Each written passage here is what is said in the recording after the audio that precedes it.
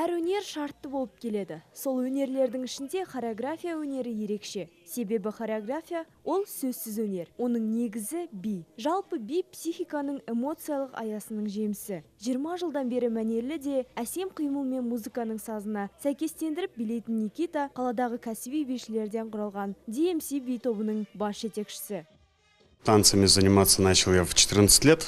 Би өнерімен мен 14 жасымнан бастап айналысамын. Осымен 20 жыл болды. Осы уақыт аралығында бидің түрлі жанрларымен айналыстым. Вальс, хип-хоп, көше биі. Қазіргі таңда мен барлық жанрда өнер көрсетемін. Біздің DMC би тобымыздың жұмыс жасап келе жатқанына 20 жылдың көлемі болды. Осы таңға дейін тобымыз түрлі жарыстардан жүлдемен оралған. Біз қаламызда өтетін бірде-бір мерекені жібермей, өзіміздің шеберлігіміз арқылы қаланың мәдени саласында ат салсамыз. Никита өз өмірін би өнерімен байланыстырмай тұрып, дзюдо және қазақша күреспен де айналысқан екен. Бірақ 14 жасынан кейін ол өзінің сүйікті музыкасын тауып, қалған өмірін би өнерімен байланыстырамын деп нақты шешім қабылдаған.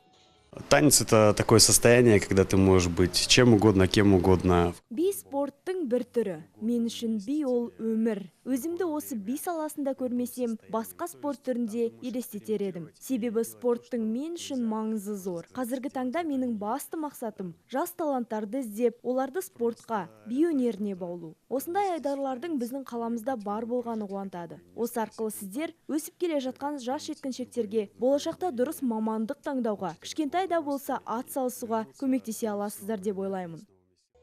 Никита қаладағы мәдени өмірге өзінің үлкен үлесін қосып жүргендердің бірі. DMC би орталығы Никитаның жетекшілігімен бірнеше қалалық және облыстық сахналарда өнер көрсетіп жүлделі орындармен оралған. Тәрбиеленушілері Никитаның жұмыстан бөлек өмірде де өте көңілді жан екенін, оған еліктейтіндерін айтады.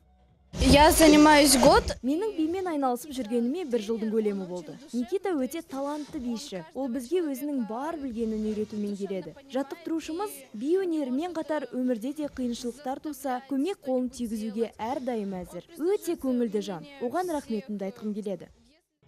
Би музыкалық ырғаққа сай дене қимылмен көрсетілетін өнер. Биік белестер мен алыс асуларды бағындыру танымсыз еңбектің нәтижесі дейді айтулы би шебері. Никитаның ендігі межесі шәкірттерге жақсы тәрбие беріп, оларды жаттықтыру.